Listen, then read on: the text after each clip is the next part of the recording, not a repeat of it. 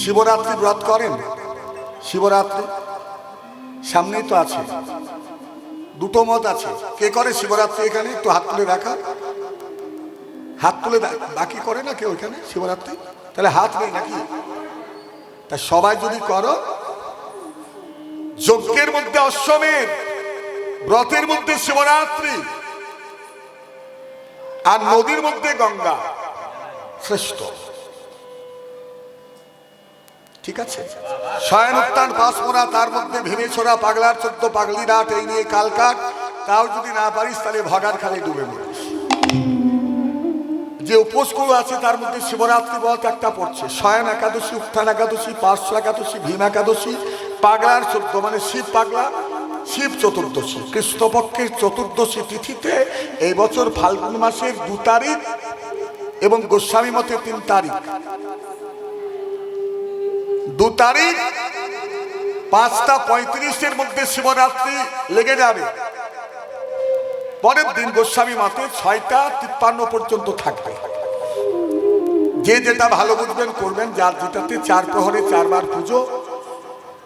শিবকে, শিবলিঙ্গের তো উৎপত্তি আপনারা জানেন, যে সপ্তর্ষি স্ত্রী শিবের সেই রূপ দর্শন করে, দিগম্বর রূপ দর্শন করে যখন তার পেছন পেছন ছুটেছিল, হ্যাঁ, স্ত্রীদেরকে না দেখতে পেয়ে সপ্তর্ষি অভিশাপ দিয়েছিলেন শিবকে যে তোমার লিঙ্গ মাটিতে খসে পড়ে। মাটিতে শিবলিঙ্গ স্থাপিত হয়েছিল। আর দ্বাদশটি জ্যোতির্লিঙ্গ, তার মধ্যে সর্বপ্রথম যে জ্যোতির্লিঙ্গ সোমনাথ, চাঁদ তার পুজো করেছিলেন, যেটা গুজরাটে আছে প্রভাস তীর্থে। মায়েরা ডাইরেক্ট গঙ্গা জল ঢালবেন না শিবের লিঙ্গের উপরে, শিবলিঙ্গের উপরে। নিচে যে জায়গাটা আছে, ডান দিকে গণেশ, বাম দিকে কার্তিক, আগে সেখানটাতে দেবেন, তারপরে ওপরে দেবেন। বেলপাতার কোনো নিয়ম নেই, কিন্তু কমপক্ষে 11টা বেলপাতা দিতেই হবে। কিন্তু এমন বেলপাতা দেবে যেটাতে 3টে ফলক থাকবে। খেয়াল থাকবে, 3টে ফলক। শিবকে অগরু, চন্দন, গঙ্গার জল, দধি, কাঁচা দুধ এবং ভাং। শিব কিন্তু ভাং খায় না, অনেকে অপব্যাখ্যা করে শিব গাঁজা খায়, এসব ভুল কথা। পরম বৈষ্ণব, বৈষ্ণবানাং যথাসম্ভু। মহাকালেশ্বর উজ্জয়ন চলে যান, সেখানে শিবকে অভিষেক করা হয় ভাং দিয়ে, চিতাভস্য দিয়ে, ছায় ভস্য দিয়ে। কেন? ওই যে সমুদ্র মন্থনের সময় যে বিষ উঠল, সেই বিষ তো শিব পান করলেন, তাতে তার শরীর জ্বলতে লাগলো। তখন মা দুর্গা তাকে স্তন পান করিয়েছিলেন। শিবের তো 5টা মাথা, পঞ্চানন, সে কারণে মায়ের স্তনের মধ্যে 5টা ধারা নির্গত হয়ে শিবকে শান্তি প্রদান করেছিলেন। কিন্তু সেই বিষ তিনি কণ্ঠে ধারণ করেছিলেন, ওই জন্য তার নাম কি? নীলকণ্ঠ। কণ্ঠে বিষ, মাথার উপরে আছে চাঁদ, চাঁদে আছে অমৃত। তাহলে অমৃত বিষ পাশাপাশি। শিবের কপালে আছে আগুন, রুদ্র তার নাম। আর মাথার জটার মধ্যে কি আছে না? গঙ্গা, গঙ্গাধর তার নাম। তাহলে জল আগুন, বিষ অমৃত পাশাপাশি, জল আগুন পাশাপাশি। আবার গলার মধ্যে আছে সাপ, ওই জন্য তার নাম ফণিভূষণ। শিবের ছেলে গণেশ, তার বাহনের কি নাম বলো?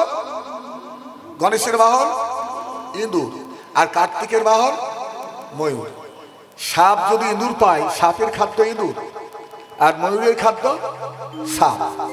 তাহলে একজন আরেকজনের শত্রুকে নিয়ে শিবের সংসার। আশুতোষ অল্পে সন্তুষ্ট হয়, সারাদিন পশু শিকার করে ওই মাংসের ভার নিয়ে যেতে পারলো না যে ব্যাগ। এটাই শিবরাত্রির ব্রত কথা। বেল গাছের মধ্যে উঠে পড়েছিল রাত্রিবেলা, অভুক্ত ছিল, শিশিরে ভেজা সেই বেলপাতা, যে গাছের নিচে ছিল শিবলিঙ্গ।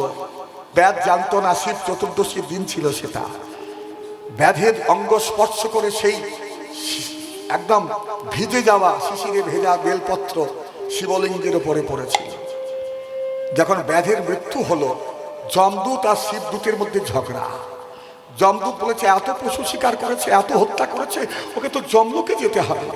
শিবদূতরা বললো যে সারা জীবন পাপ করলেও ওই যে একবার শিবরাত্রি ব্রত করেছে, সারা জীবনের সমস্ত পাপ তার খণ্ডন হয়ে গেছে। ওই জন্য মহাপাপ থেকে, ভয়ঙ্কর ব্যাধি থেকে, সংসারের কল্যাণের জন্য মায়েরা অবশ্যই শিবরাত্রি করবেন। আর 2 নম্বর কথা বলে দিই, ভাং দিয়ে অভিষেক করবেন, গঙ্গা জল। হ্যাঁ, তুলসী পাতা দেওয়া যাবে না, এটা শত্রুতা হবে। বেলপত্র দিতে পারেন, কিন্তু তুলসী পত্র নয়। কাঁচা দুধ, তাহলে শরীরের তাপ যাবে। কারণ কণ্ঠে বিষ্ট নীলকণ্ঠ তার নাম, বুকে যেতে দেয়নি। কেন না, তার বুকের মধ্যে স্বয়ং ভগবান শ্রী বিষ্ণু আছেন বলে। যাই হোক, সবাই মিলে বলে দাও ভোলানাথ মহেশ্বর কি জয়। নরোত্তম দাস হ্যাঁ বাড়িতে যখন ফিরে এলো, ওর বাবা ওকে জিজ্ঞাসা করলো কি চাস। তখন নরোত্তম সেই গুরুদেবের কথা মতো বললেন যে বাবা, আমি পদ্মা নদীর জলে একটু স্নান করতে চাই। পদ্মা নদীর জলে স্নান করতে চাস মানে? হ্যাঁ, ও গিন্নি, ও গিন্নি, তোমার ছেলে কি কথা বলে? রাজার ছেলে, কোথায় একটা মোটা সোনার হার চাইবি, এই চাইবি, সেই চাইবি, একটা রাজকীয়তা তোর মধ্যে থাকবে। আর তুই কিনা বলছিস পদ্মা নদীর জলে স্নান করতে চাস? সে বললো হ্যাঁ বাবা, আমি পদ্মা নদীর জলে স্নান করব। আচ্ছা বেশ, ঠিক আছে। কে আছিস রে? এক কাজ কর, একটা পালকি নিয়ে আয়, নরোত্তমকে পালকিতে করে নিয়ে যা। বলি না বাবা, না বাবা, ও বাবা, ও বাবা, আমি পালকিতে করে যেতে চাই না। পালকিতে যাবে না? আচ্ছা বেশ, তাহলে এক কাজ করি, একটা ভালো হাতি, একটা ঘোড়া। বলে না, আমি হাতির পিঠেও যাব না, ঘোড়ার পিঠেও যাব না। আর লোকে যদি আমাকে পালকিতে করে কাঁধে করে বয়ে নিয়ে যায়, তবে আমার মনের ইচ্ছা যে পূর্ণ হবে না বাবা। হ্যাঁ রে নরোত্তম, তুই রাজার ছেলে, পালকিতে যাবি না, হাতির পিঠে যাবি না, ঘোড়ার পিঠে যাবি না, তাহলে তুই কি করে যাবি এত দূর পদ্মা? বলো বাবা, আমি কি করে যাব জানো? আমি গড়াগড়ি দিয়ে যাব, আমি গড়াগড়ি দিয়ে যাব, গড়াগড়ি দিয়ে যাব, ভক্তের চরণ ধুলা অঙ্গের ভূষণ করে, আমি গড়াগড়ি দিয়ে যাব। ভক্তের চরণ ধুলা অঙ্গের ভূষণ করে, আমি গড়াগড়ি দিয়ে যাব। ভক্তের চরণ ধুলা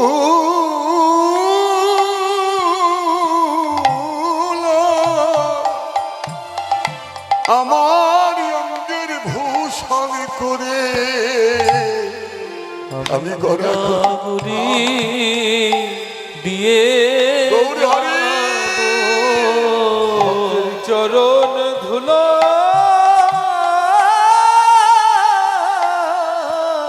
অঙ্গের ভূষণ করে, আমি গড়াগড়ি দিয়ে যাব। এই যে দণ্ডি কেটে যাওয়া, যারা বৃন্দাবন গেছেন দেখেছেন বৃন্দাবনে? হ্যাঁ, কে গেছে এখানে বৃন্দাবন? একটু হাত তুলে দেখাও তো, যারা বৃন্দাবন গেছো।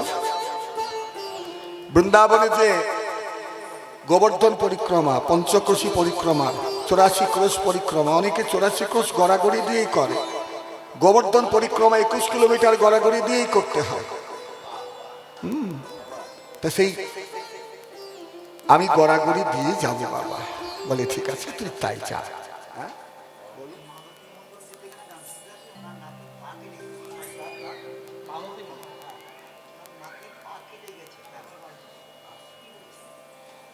জয় নিতাই। মায়েদের মধ্যে মালতী মণ্ডল বলে যদি কেউ আছেন, তাহলে অতি সত্বর বাড়ি যান, তার নাতির পা কেটে গেছে। হ্যাঁ, মালতী মণ্ডল যদি এসেছেন, তাহলে নাতির পা কেটেছে, বাড়ি যেতে হবে। বলে ঠিক আছে, তুই গড়াগড়ি দিয়ে যা। নরোত্তম গড়াগড়ি দিয়ে দিয়ে একদম পদ্মার কাছে চললো। এদিকে তাকান, এদিকে উনি যাচ্ছেন, যান, ওনার সমস্যা হয়েছে, বাড়িতে যেতে হবে, এমন কিছু ব্যাপার না। হ্যাঁ, আর রাজা মশাই তো দু চারজন লোককে পেছন পেছন যেতে বললো যে তোমরা একটু দেখো যেন কোনো কষ্ট না হয় আমার নরোত্তমের। ওরা পেছন পেছন নরোত্তমের সঙ্গে গেল। নরোত্তম দেখলো এই লোকগুলোকে বাবা পাঠিয়ে দিয়েছে। এই যে এখানে শুনুন, এদিকে আসুন। আপনারা কেন এসছেন আমার সঙ্গে? কেন এসছেন? তোমায় স্নান করাবো।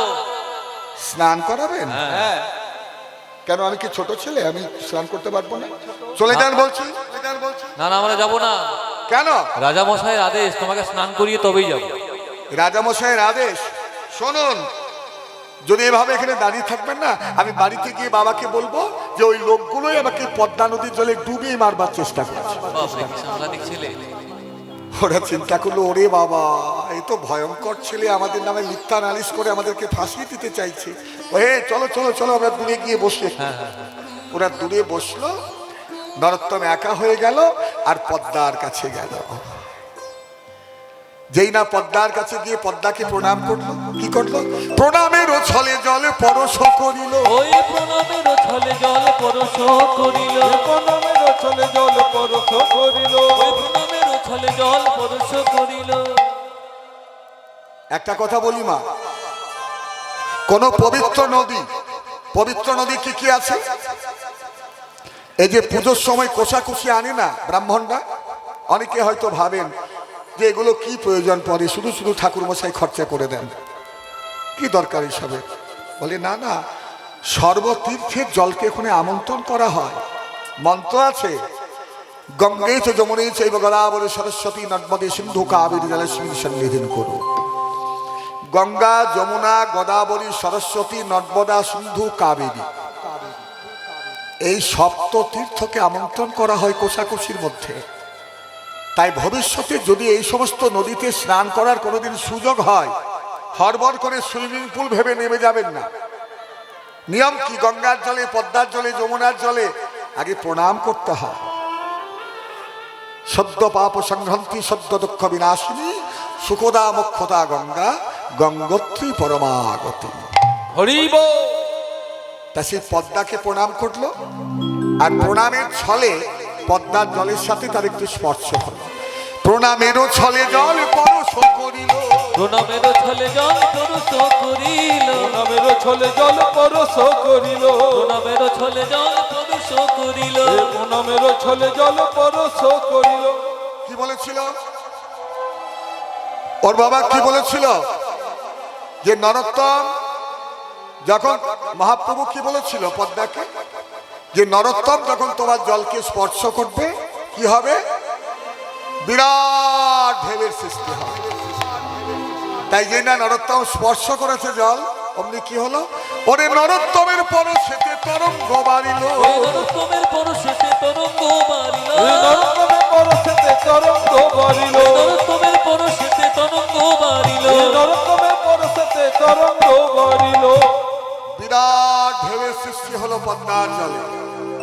ছোট্ট নরোত্তম একদম অতল তলে তলিয়ে গেল। চোখ বন্ধ করে যখন পায়ের তলায় মাটি ঠেকলো, চোখ খুলে দেখছে বিরাট বড় একটা প্রাসাদ। আর সেই প্রাসাদের সিংহাসনের মধ্যে একজন দেবী বসে আছে। আস্তে আস্তে নরোত্তম তার কাছে গিয়ে প্রণাম করলো। সেই দেবীর মুখের দিকে তাকিয়ে দেখছে সেই দেবী কাঁদছে। নরোত্তম বলল, কে মা তুমি? ও মা, কে তুমি? সে বলল, নরোত্তম, আমি হচ্ছে পদ্মা নদী। তুমি পদ্মা নদী? তুমি তো গঙ্গার অংশভূতা মা, আমি তোমাকে প্রণাম করি। আচ্ছা মা, তুমি কাঁদছো কেন গো? বলে, এই যে আমি তোকে দেখলাম, তোকে দেখেই আমি কাঁদছি। বলে, কেন? আমি কি তোমার কোনো ক্ষতি করেছি মা? তুমি কেন আমাকে দেখে কাঁদছো? বলে, নরোত্তম রে, তুই জানিস না তুই কত বড় ভাগ্যবান। আজ থেকে 35 বছর আগে তোর কথা চিন্তা করে মহাপ্রভু তোর জন্য প্রেম সম্পদ আমার কাছে গচ্ছিত রেখেছিলেন। আর এটাও বলেছিলেন যে পদ্মা, যেদিন আমার ভক্ত নরোত্তম আসবে সেদিন প্রেম তুমি উজাড় করে দান করে দিও। হরি বল। আজ থেকে হব প্রেম ভিখারিণী,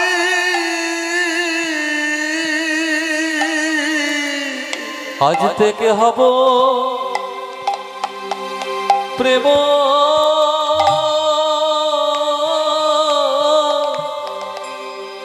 ভিখারিণী।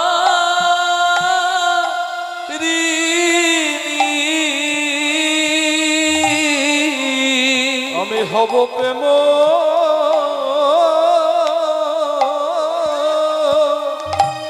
ভিখারিণী।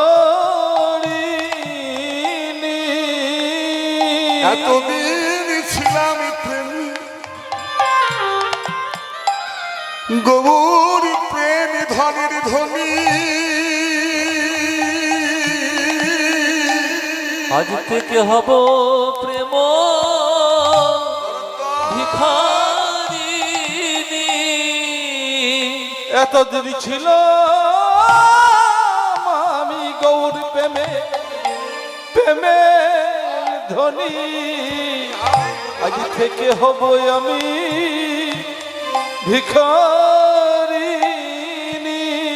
নরোত্তম বলল, মা গো, কাউকে কাঁদিয়ে তো প্রেম আমি পেতে চাই না, কারণ তোমাকে কষ্ট দিয়ে যদি প্রেম আমি প্লাব করি তবে যে গৌরাঙ্গের কৃপা থেকে আমায় বঞ্চিত হতে হবে।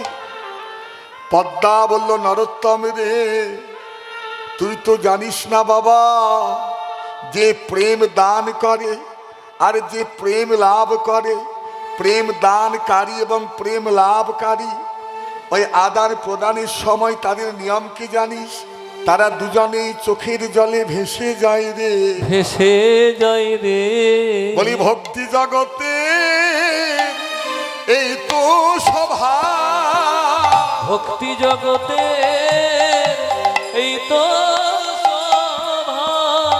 ভক্তি জগতে এই তো স্বভাব। প্রেমে পরিপূর্ণ তবু যেন তার মেটে নাই অভাব। ভক্তি জগতে এই তো স্বভাব। প্রেমে পরিপূর্ণ মেলে না অভাব।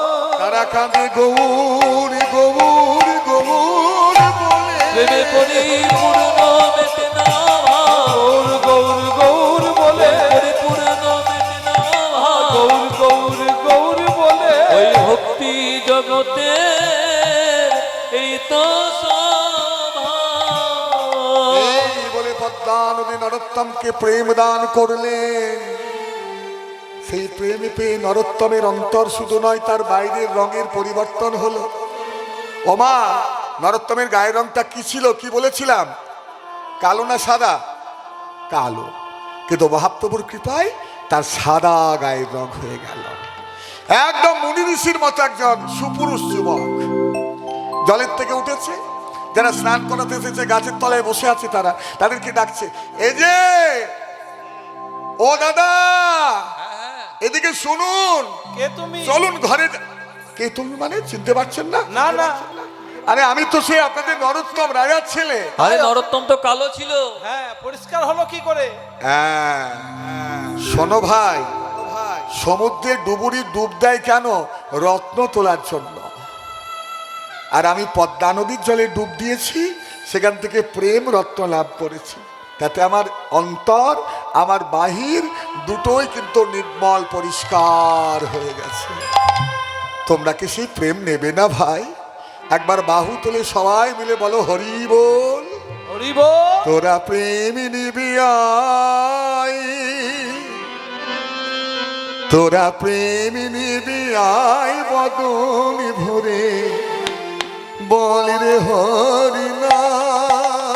তোরা প্রেম নিবি আয়, তোরা প্রেম নিবি আয় বদন ভরে, বল রে হরি নাম। তোরা প্রেম নিবি আয় বদন ভরে, বল রে হরি নাম। তোরা প্রেম নিবি আয় বদন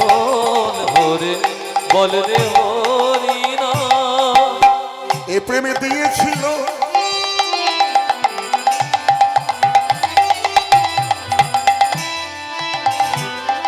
ওই ব্রজের বাঁকা এবে গৌরী গুণধার প্রেম দিয়েছিল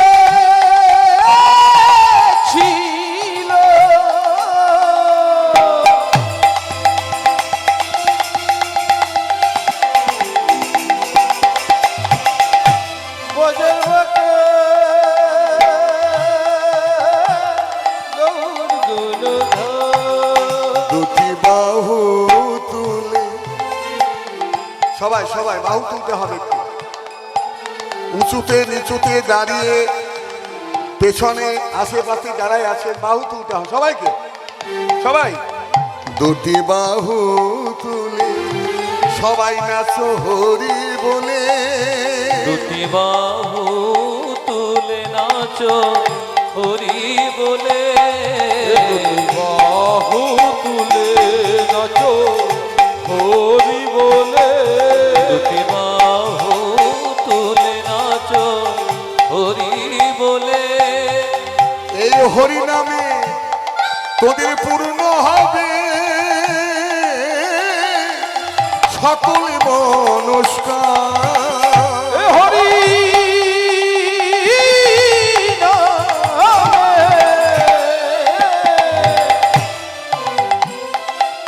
পূর্ণ হবে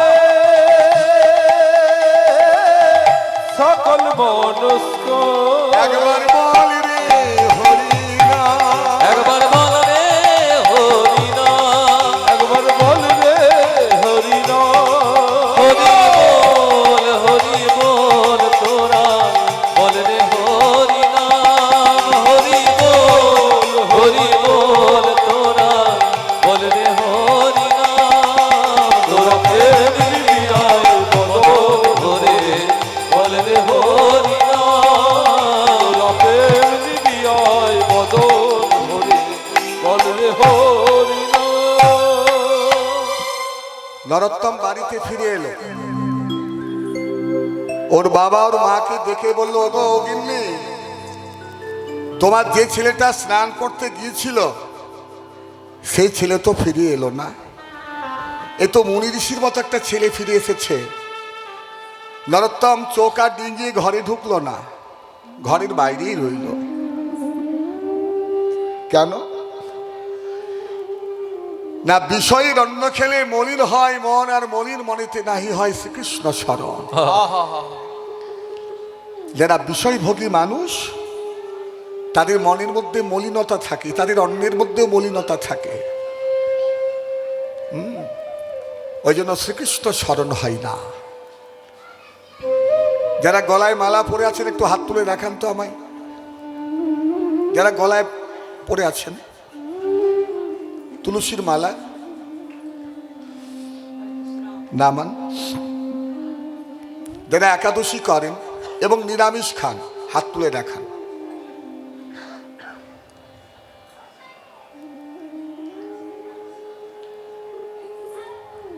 আমি কথাগুলো কেন বললাম জানেন কিছু মানুষ থাকে যারা বিষয়ী আবার কিছু মানুষ থাকে সংসারে থাকে কিন্তু বৈরাগীর মতো থাকে ঠাকুর রামকৃষ্ণ পরমহংসদেব তার মূর্তমান উদাহরণ হচ্ছে ঠাকুর রামকৃষ্ণ পরমহংসদেব তিনি বলতেন টাকা মাটি মাটি টাকা হ্যাঁ এক বিছানায় ঘুমোতেন মা শারদাকে নিয়ে শিষ্যরা ভাবতো যে একটা ছোট্ট শিশু যেমন মায়ের কাছে ঘুমোয় ঠিক সেই ভাব এই বৈরাগ্য সহজে আসে না বাবা তবে ধর্ম কি বলে জানেন সন্ন্যাসী যদি কোনো ত্যাগী সে যদি সঞ্চয় করে সে পাপ করছে কথাটা মন দিয়ে শুনুন কোনো ত্যাগী সন্ন্যাসী যদি সঞ্চয় করে তার যদি অ্যাকাউন্ট থাকে ব্যাংকে সে পাপ করছে তার যা আসবে সেটা খরচা হবে আর দুই যারা গৃহী তারা যদি সঞ্চয় না করে সেও কিন্তু পাপ করছে এই দুই মাঝে সংসারে থেকেও যারা সন্ন্যাসীর মতো কর্ম করেন, সে হচ্ছে ঠাকুর রামকৃষ্ণ পরমহংসদেব। কচ্ছপ জলে থাকে কিন্তু মন পড়ে থাকে ডাঙায় রাখা ডিমের দিকে। হ্যাঁ, এটাই হচ্ছে নিয়ম। তা সেই সংসারে থাকতেন কিন্তু সার অসার তিনি জানতেন। টাকা মাটি, মাটি টাকা, মাটি টাকা, মাটি টাকা। নরোত্তম ঘরে ঢুকলো না, চৌকা ডিঙিয়ে ঢুকলো না, চণ্ডী মণ্ডপের বারান্দায়, ঠাকুর মন্দিরের দালানের বারান্দায় শুয়ে রইল। 3 দিনের মধ্যে স্বপ্ন দিলেন নিতাই চা। নরোত্তম কে? নরোত্তম, আমি হচ্ছে নিতাই চাঁদ। নিতাই চাঁদ? প্রভু, আপনি বলুন আমার প্রতি আপনার কি আদেশ? নরোত্তম, তুমি এ কি করছো বাবা? তুমি এখনো সংসারে পড়ে আছো? এখানে পড়ে আছো কেন? তোমার মতো ভাগ্যবান কজন আছে?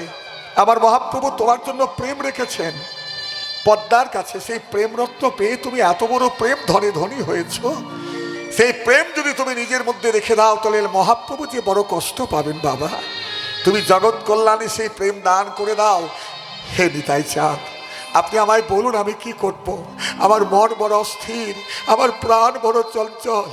আমি কোন পথে যাব আমি জানি না প্রভু, তুমি আমায় বলে দাও। নরোত্তম, চিন্তা নেই, এই মুহূর্তে এক্ষুনি তুমি গৃহত্যাগ করো।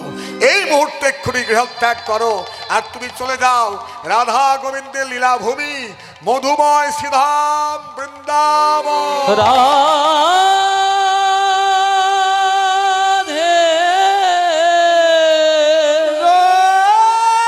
রাধে ও হে কৃপাময়ী রাধে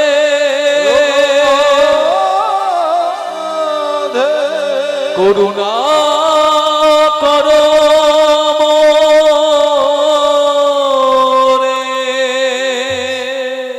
রাতের অন্ধকারে বেরিয়ে পড়ল নরোত্তম, বৃন্দাবনের পথে চলেছে।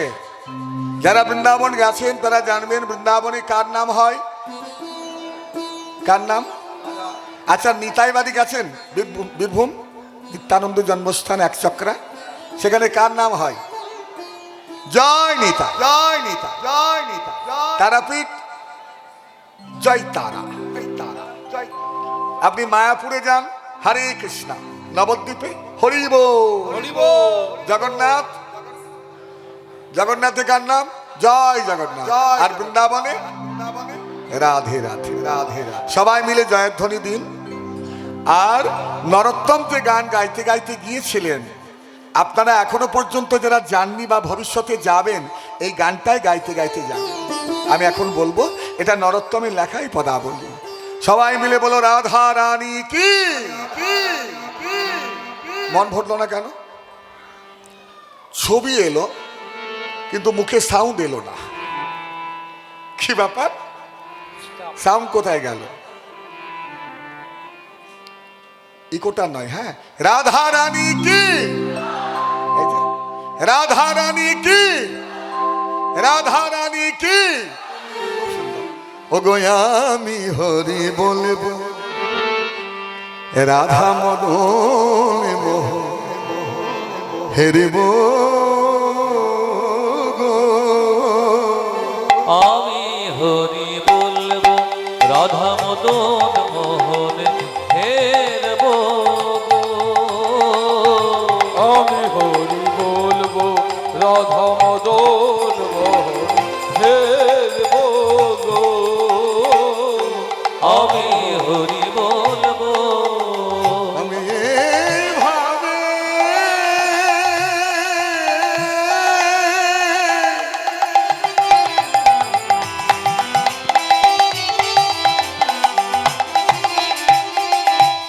ওই ব্রজের পথে চলিব গো। আমি এইভাবে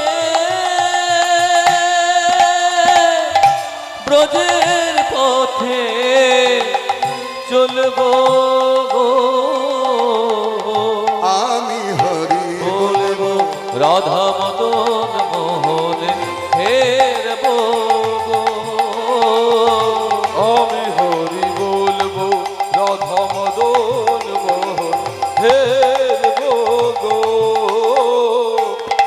হরি বলবো।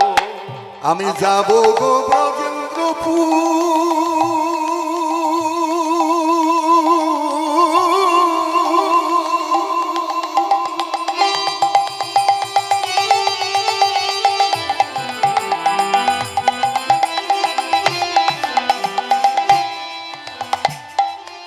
ওগো আমি হব গো গোপিকার নুপুর। যাব গোব জেন্দ্র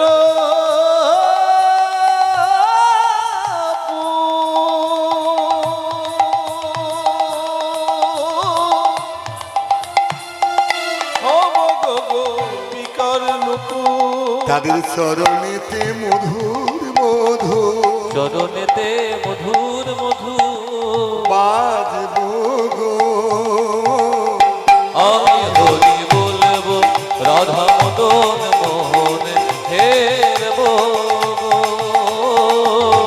আমি হরি বলবো রাধা মদন মোহন হেরব গো। আমি হরি বলবো। বাংলা পেরিয়ে বিহার, বিহারে একটা প্রত্যন্ত মাঠের মধ্যে নরোত্তম অজ্ঞান হয়ে পড়ল। রাজার ছেলে, দীর্ঘদিনের পথ, খাওয়া নেই, বিশ্রাম নেই, ঘুম নেই, ক্লান্ত দেহ তার।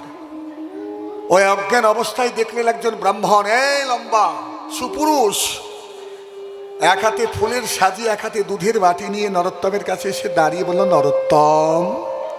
কে? বলে, আমি এই গ্রামের একজন ব্রাহ্মণ। বাবা, আমি তোমার জন্য দুধ এনেছি, তুমি একটু দুধটা সেবা করো। বলি, না না, আমি দুধ খেতে পারবো না। আপনি কেন দুধ খাওয়ার জন্য আমাকে নরোত্তম, আমি তোমার জন্য এত কষ্ট করে দুধ আনলাম আর তুমি দুধ খাবে না বলছো? তুমি যাকে পাওয়ার জন্য বৃন্দাবনে চলেছো, সেই চৈতন্য মহাপ্রভু কি করেছিলেন? মহাপ্রভু যখন গয়া ধামে, তখন মহাপ্রভুর এমন শরীর খারাপ হলো, জ্বর হলো, যে কোনো কিছুতে মহাপ্রভুর রোগ আর ভালো হয় না, জ্বর আর ভালো হয় না। শেষে মহাপ্রভু নিজেই বললেন যে একজন নিষ্ঠাবান ব্রাহ্মণকে এনে দাও, সেই ব্রাহ্মণের চরণামৃত আমি পান করব, তবেই আমি রোগ থেকে মুক্তি লাভ করব। মহাপ্রভু নিজে ব্রাহ্মণকে সম্মান দিয়েছিলেন, আর তুমি মহাপ্রভুর দাস হয়ে আমি তোমার জন্য দুধ আনলাম, তুমি দুধ খাবে না বাবা? নরোত্তম চিন্তা করলেন যে ঠাকুর মশাই বড় কষ্ট পেয়েছেন। হাত জোর করে বললেন যে, দেখুন, আমার উদ্দেশ্য আপনাকে কষ্ট দেওয়া নয়, আসলে দুধ খেতে যেটুকু সময় ব্যয় হবে, ওইটুকু সময় তো একটু আমি এগিয়ে যেতে পারবো বৃন্দাবনে। দিন দিন ঠাকুর মশাই, আমাকে দুধ দিন। দুধ যখন পান করলেন, সমস্ত ক্লান্তি, সমস্ত অবসাদ সব চলে গেল, শরীর তার চাঙ্গা হয়ে পড়ল। হঠাৎ যখন জ্ঞান ফিরেছে, তাকিয়ে দেখলো কেউ কোথাও নেই, শুধু চরণ চিহ্ন রয়েছে মাটির মধ্যে। সেই মাটিতে গড়াগড়ি দিয়ে আবার যাত্রা শুরু করলো বৃন্দাবনের পথে। হরি বল। বৃন্দাবনের রাখাল বেলা,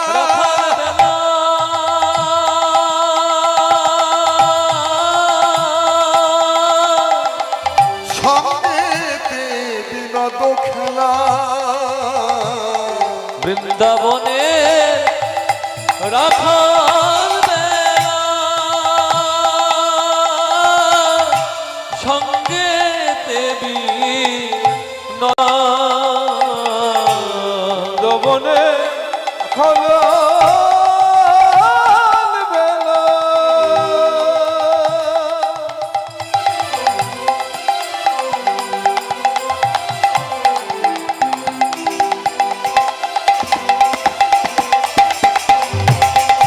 সঙ্গে বিনোদ খেলা। ওই বৃন্দাবনের রাখাল বেলা, সঙ্গে বিনোদ খেলা, আর কবে তাদের চরণের ধুলা, কবে তাদের চরণের ধুলা মাখবো গো। আমি হরি বলবো রাধা মদন মোহন হেরব গো। আমি হরি বলবো রাধা মদন মোহন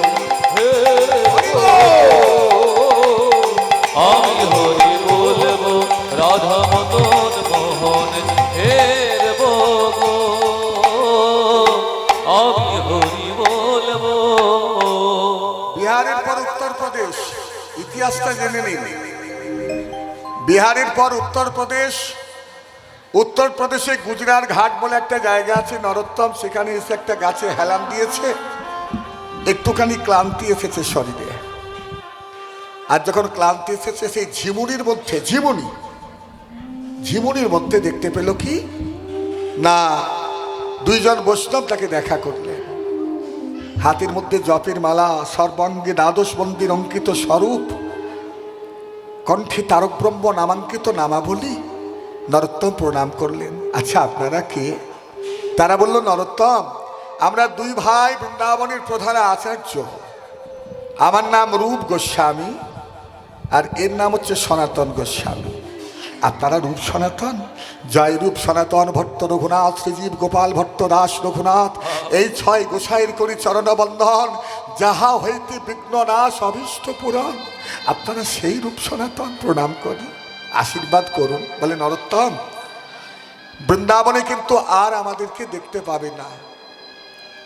আস্তে আস্তে আস্তে বৃন্দাবনে আর দেখতে পাবে না। আমরা আমাদের দেহ ত্যাগ করেছি, তবে বৃন্দাবনে আমাদের ভাইপো জীব গোস্বামী বৃন্দাবনের আচার্য, তুমি তার কাছে যাও, সেই তোমাকে ভজন সাধনে শিক্ষা দেবে। হঠাৎ যখন জ্ঞান ফিরেছে, দেখলো কেউ কোথাও নেই। ধুলোর মধ্যে রূপ সনাতনের চরণ চিহ্ন, সেই ধুলোর মধ্যে গড়াগড়ি দিয়ে নরোত্তম আবার বৃন্দাবনের পথে যাত্রা করল। কবে দেহ অন্তিম কালে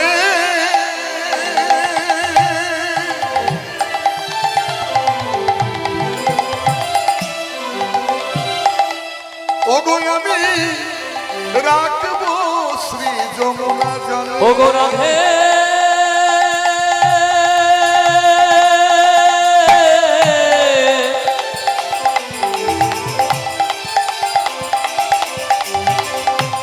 রাধে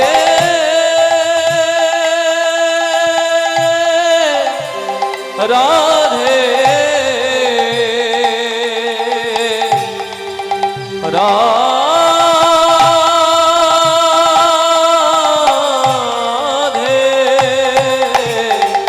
এ দেহ অন্তিম কালে আমি রাখবো শ্রীজ মুনার জলে। জয় রাধে গোবিন্দ বলে ভাসব গো।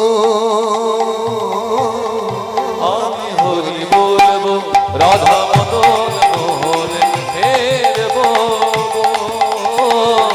আমি হরি বলবো রাধা মদন মোহন হেরবো। আমি হরি বলবো। আবার কহে নরোত্তম দাস। সবাই একটু করজোর করে নরোত্তমকে সম্মান দিন, একটু উলুধ্বনি হরিধ্বনি করুন সবাই। ওগো কহে নরোত্তম দাস, আমার না পুরিল অভিলাষ। মহে নরোত্তম দাস, আমার না ফুরিল অভিলাষ। বলো আর কবে, আর কবে ব্রজে বাস। আর কবে ব্রজে বাস। আমি করিব গো। আমি হরি বলবো হরি বলবো, হরি বলবো হরি বলবো হরি বলবো হরি বলবো হরি বলবো হরি বলবো হরি বলবো। আমি হরি বলবো রাধা মদন মোহন হেরবো। আমি হরি বলবো। প্রেম সে বলে রাধা রানী কি জয়, বৃন্দাবন ধাম কি জয়, জীব গোস্বামী পাদ কি জয়। কে বাবা তুমি? জীব গোস্বামী বললেন, কে তুমি? নরোত্তম বলল যে আমি হচ্ছি নরোত্তম। আচ্ছা আচ্ছা, দাঁড়াও দাঁড়াও দাঁড়াও দাঁড়াও, আস্তে। কে কথা বলে? কে কথা বলে?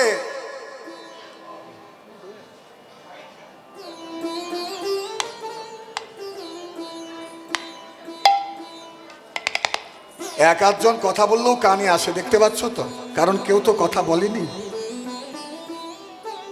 আস্তে, কথা নয়, মানুষের এই আনন্দটাকে কেউ নষ্ট করো না, আপনার কোনো অধিকার নেই। কিন্তু এদিকায় বাবা, এদিকায়, সামনে আয়। নরোত্তম যেই না বলেছে যে আমার নাম নরোত্তম, জিজ্ঞাসা করো, দাঁড়াও দাঁড়াও দাঁড়াও, আমাদের বাংলার মাটিতে একজন নরোত্তম আছে না, রাজার ছেলে? আগে আমি সেই নরোত্তম। আচ্ছা বেশ, তো এক কাজ কর, কে আছিস, ভালো করে প্রসাদ এনে দে, একটা আসন পেতে দে, নরোত্তমকে বসার সুযোগ করে দে। নরোত্তম বলল, প্রভু আমাকে এতটা সম্মান কেন দিচ্ছেন? বলে, সম্মান দেব না বারে, তুমি তো জানো যে চৈতন্য মহাপ্রভু তোমার জন্য প্রেম পদ্মা নদীর কাছে রেখেছিলেন, সেই প্রেম রত্ন তুমি লাভ করেছো নরোত্তম, তোমার মতো ভাগ্যবান কজন আছে? তাছাড়া তুমি নিত্যানন্দের কৃপায় গৃহত্যাগ করেছো, নিতাই চান তোমাকে স্বপ্নাদিষ্ট করেছেন, তার কারণে তুমি গৃহত্যাগ করেছো। আর আরেকটা কথা তোমাকে সত্য কথা বলে দিই, বিহারের যে প্রত্যন্ত গ্রামে তুমি অজ্ঞান হয়ে পড়েছিলে, যে ব্রাহ্মণ তোমাকে দুগ্ধপান করিয়ে শক্তি সঞ্চার করেছিলেন, তুমি তাকে চিনতে পারোনি নরোত্তম। সে কে জানো? সে কে জানো নরোত্তম? সে হচ্ছে তোমার, আমাদের সবার আরাধ্য ভগবান প্রাণ গৌর হরি। হরি বল।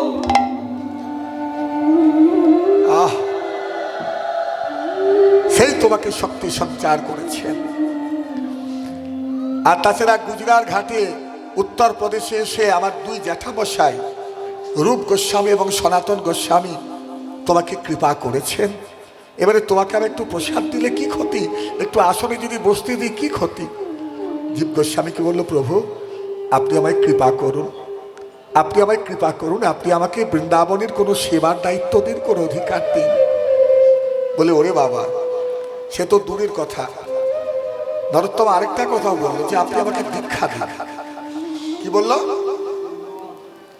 আপনি আমাকে দীক্ষা দিন। যেই না দীক্ষার কথা বলেছে অমনি জীব গোস্বামী বললো, না না না না, এত ক্ষমতা আমার নেই, এত ক্ষমতা আমার নেই, কারণ ভজন রাজ্যে তুমি আমার থেকে উচ্চ মার্গে পৌঁছে গেছো বাবা, আমার মনে হয়। তাহলে বৃন্দাবনে তোমাকে একমাত্র একজনই দীক্ষা দিতে পারেন, তিনি হচ্ছেন লোকনাথ প্রভু, লোকনাথ বাবা নয়, যাকে আমরা ক্যালেন্ডারে দেখেছি, ফটোতে দেখেছি, যাকে লোকনাথ নামে আমাদের কাছে পরিচিতি, যার এই লোকনাথ কিন্তু সেই লোকনাথ নয়, নবদ্বীপবাসী। সর্বপ্রথম তিনি বৃন্দাবনে এসে ভজন সাধন শুরু করেছিলেন মহাপ্রভুর আগে, রূপ সনাতনের আগে, সেই লোকনাথ। তুমি লোকনাথের কাছে যাও, সেই তোমাকে ভজন রাজ্যে শিক্ষা দেবে। লোকনাথ প্রভুর কাছে নরোত্তম একদম সোজা গিয়ে দেখা করলো। অতি বৃদ্ধ সাধু মুরারি কুণ্ডে থাকেন, হ্যাঁ, জপের মালা হাতে নিয়ে জপ করছিলেন। নরোত্তম তার কাছে গিয়ে বলল, লোকনাথ প্রভু কি এত ক্ষমতা কার? বৃন্দাবনের রাধারানীর জয়ধ্বনি না দিয়ে কে মূঢ় আবার জয়ধ্বনি করছে? নরোত্তম বলল, আমি রাজার ছেলে। নরোত্তম, রাজার ছেলে তো এখানে কেন? হ্যাঁ, রাজা টাজা বৃন্দাবনে কেউ চলবে না, সব কি জন্য এসছো বলো? বলে, প্রভু আপনি কৃপা করে আমাকে দীক্ষা দিন। দীক্ষা? ওরে বাবা, আমি কাউকে দীক্ষা টিক্ষা দেব না, এটা আমার জীবনের সংকল্প। কারণ আমি তাকে শিষ্য করব, আমার জীবনের সঞ্চিত সমস্ত পুণ্যফল তাকে দান করতে হবে, আর সারা জীবনের জন্য তার কাছে আমাকে ঋণী হতে হবে। সে যদি কোনো পাপ করে তাহলে সেই পাপ আমার গায়ে আসবে, বোঝা, পাপের বোঝা আমাকেও নিতে হবে। আমি ওই জন্য কাউকে দীক্ষা দিতে চাই না। তুই চলে যা, রাজার ছেলে, 2-4 দিন ঘোর তোর থাক। এই তো এখন শীতকাল, এখন গরমকাল, আর কিছুদিন পরে প্রচন্ড গরম পড়বে, যখন পালায় পালায় রব করে বৃন্দাবন থেকে কেটে পড়বি, তুই চলে যা এখান থেকে। নরোত্তম দেখলো যে এর কাছে যদি আমার দীক্ষা না হয়, আমি কারোর কাছে দীক্ষাই নেব না। কি করতে লাগলো না, গুরুদেবের দীক্ষার আগে মনে মনে গুরু নামে স্বীকার করে নিল, তাকে গুরু বলে স্বীকার করে নিল। আগের থেকে সেবা শুরু করলো। কোনোদিন ফুল গাছে জল দেয়, কাঠ ভেঙে দেয়, চাল ছাদন করে দেয়, ঝাঁটা দিয়ে দেয়। অজান্তে ভোরবেলায় সমস্ত কর্মগুলো নরোত্তম করে। একদিন নরোত্তম লুকিয়ে লুকিয়ে দেখলো যে তার গুরুমশাই একটা জায়গাতে প্রতিদিন মলত্যাগ করে। অতি বৃদ্ধ সাধু তো, সেই শৌচ করেন কোন ভোরবেলা, ঠিক মতো দেখতেও পান না, হয়তো পায়খানার উপরেই পা দিয়ে দিয়ে তিনি শুচি হতে চলে যান জলে। নরোত্তম চিন্তা করলো যে আমার গুরুদেব এত কষ্ট পাবেন আমি থাকতে, না না। কি করলো, তার পরের দিনকে যখন মলত্যাগ করে শুচি হতে গেলেন, শৌচ করতে গেলেন, অমনি নরোত্তম নিজের হাত দিয়ে গুরুদেবের মলমূত্র সব পরিষ্কার করে দিল। গোবর জল দিয়ে একদম ঝেঁটিয়ে পুছিয়ে ঝকঝকে তকতকে করে দিল সেই জায়গাটা। একদিন, দুদিন, 3 দিন লোকনাথ প্রভুর হঠাৎ খেয়াল পড়েছে যে সিগাল পুকুরে খেলে তো এমন পরিষ্কার থাকবে না, কি একটু আর তো অবশিষ্ট পড়ে থাকবে, কিন্তু এত পরিষ্কার কে করে? আমার অজান্তে এত নিকৃষ্ট কর্ম কে করছে, আমাকে দেখতে হবে। তাই তাড়াতাড়ি মলত্যাগ করে শুচি হয়ে গাছের আড়াল থেকে দেখতে লাগলো। কি দেখছে? দেখছে সেই ছোট্ট নরোত্তম, যাকে দীক্ষা দেয়নি সেই নরোত্তম নিজের হাতে গুরুদেবের মলমূত্র পরিষ্কার করছে, পরিষ্কার করিছে। তা দেখে লোকনাথ প্রভু আর থাকতে না পেরে ছুটে গিয়ে নরোত্তমকে জড়িয়ে ধরলেন আর কেঁদে কেঁদে বললেন, নরোত্তম রে, তুই তো আমার শিষ্য নো, ওরে আমি তো তোকে দীক্ষা দিইনি, কিন্তু তবুও তুই যে এমন করে আমার সেবা করলি,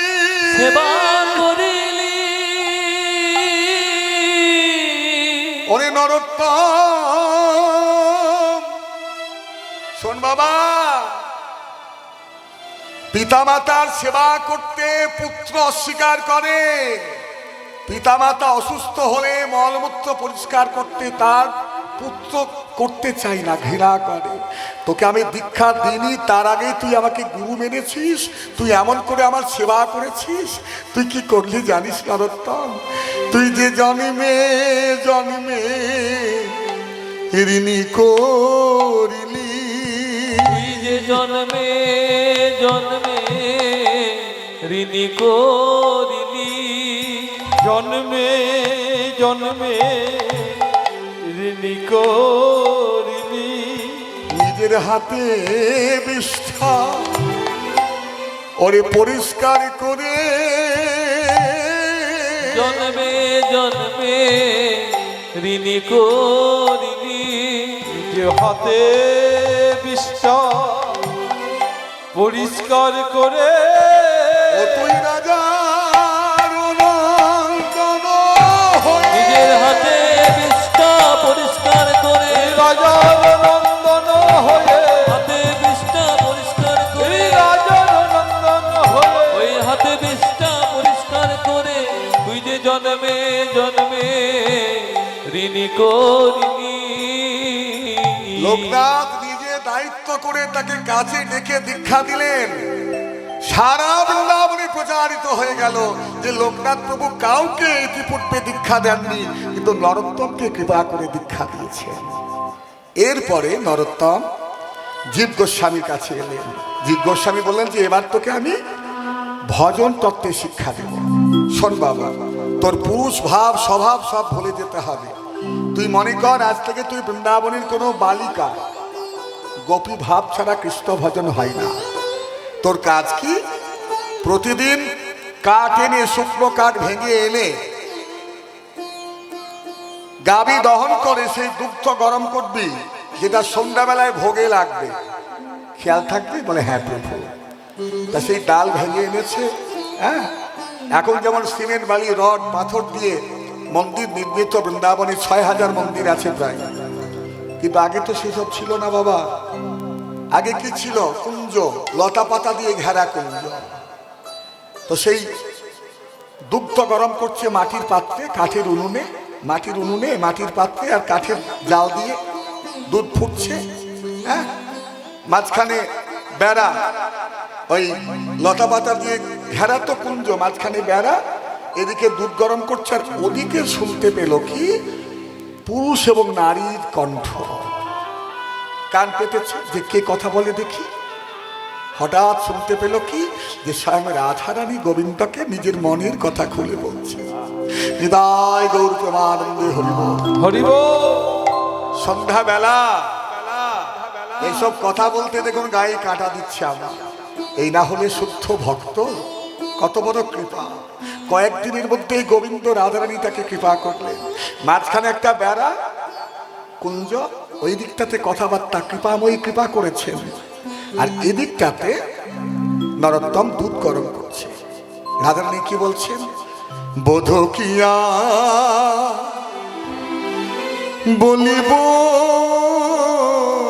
আমি হে বধূ কি আরো বলিব আমি হে বধূ কি আরো বলিব আমি। ওগো আমার জীবনে মরণে জন্মে জন্মে আমার প্রাণনাথ হয় তুমি। আমার চরণে আমার পরাণে বাঁধিল প্রেমের ফাঁসি। তাই আমি সবে সমর প্রিয়া বধূ হে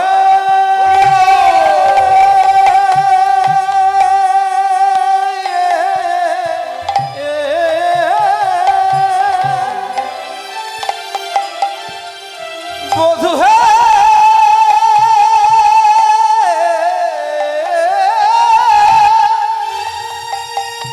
বধূ হে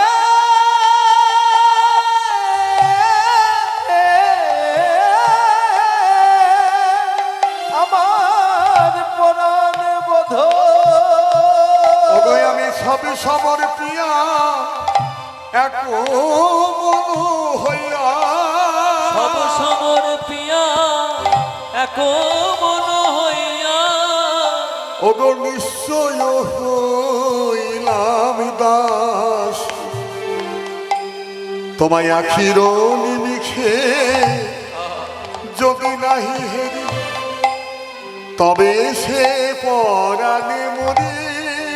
বধূ হে আখির নিমিখে যদি নহি হেরি তবে সে পরাণে মরি।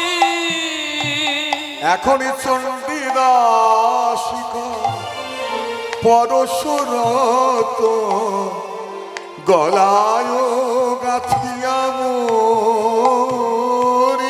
চণ্ডীদাস কয় পরশুরত গলায় গাথিয়া মোরি। বোধই আমি বেড়াবো ব্রজে দাঁড়ে দাঁড়ে আমি বেরোবো বজে দরে দরে কালো মানিকের মানিকের হারি গলায় পড়ে আমি বেড়াবো রোজের দাঁড়ে দাঁড়ে। কলমণিকে গলায় পরে আমার কৃষ্ণ কৃষ্ণ কৃষ্ণ বলে কলমণিকের হার গলায় পরে কৃষ্ণ কৃষ্ণ কৃষ্ণ বলে কলমণিকের হার গলায় পরে কৃষ্ণ কৃষ্ণ কৃষ্ণ বলে আমি বেরোবো বজে দারে দারে। রাধা গোবিন্দের কথাবার্তা শুনছিল নরোত্তম। এদিকে সমস্ত দুধ পুড়ে ছাই হয়ে গেল। দুধ পোড়ার কি দুধ পোড়ার গন্ধ পেয়েছে। এ কি হয়ে গেল, এ কি সর্বনাশ হয়ে গেল। গুরুদেব, গুরুদেব, পায়ে লুটিয়ে পড়েছে গুরুদেব। জীব গোস্বামী তাকে জড়িয়ে ধরলেন, বলেন বাবা আমি সব জানতে পেরেছি রে। এতদিন বৃন্দাবনে বাস করে যে সৌভাগ্য আমার হয়নি, সে সৌভাগ্য তোর হলো। রাধা গোবিন্দের কথাবার্তা শুনতে পেয়েছিস। আমার কত বড় তুই সেবা চাস, উপযুক্ত তুই সেবা করেছিস। তাই আজ থেকে আমি তোর নাম রাখলাম কি, ঠাকুর নরোত্তম। কি নাম? ঠাকুর নরোত্তম। সেই নরোত্তম তানসেনের কাছে শাস্ত্রীয় সঙ্গীত শিখলেন।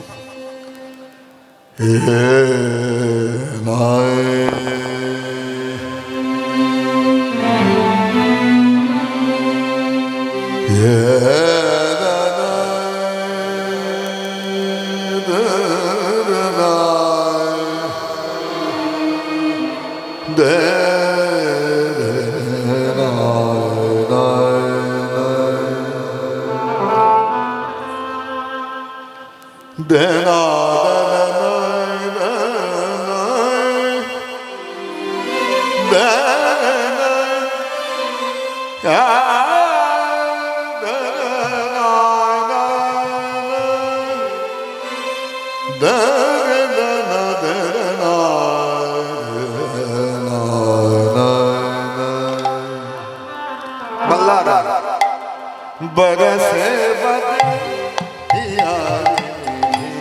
बरसे बदरियारी झिमी, बरसे बदरियारी झिमी, बरसे बरसे बरसे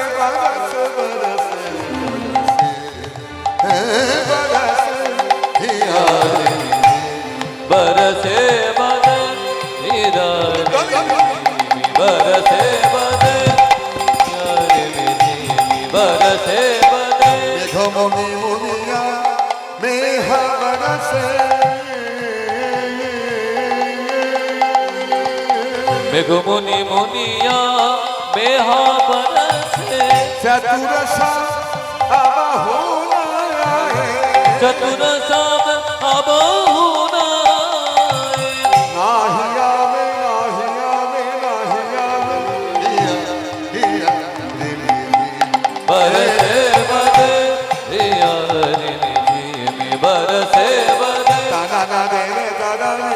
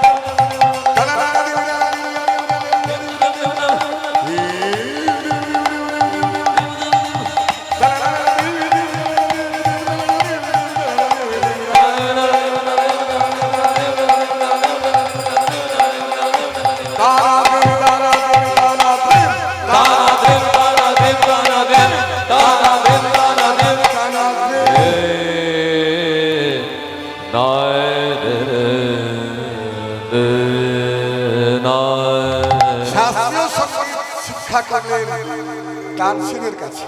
বৃন্দাবনে অনেক ভজন করার পর আচার্যদের আশীর্বাদ নিয়ে পদাবলী রচনা করলেন বৃন্দাবনে।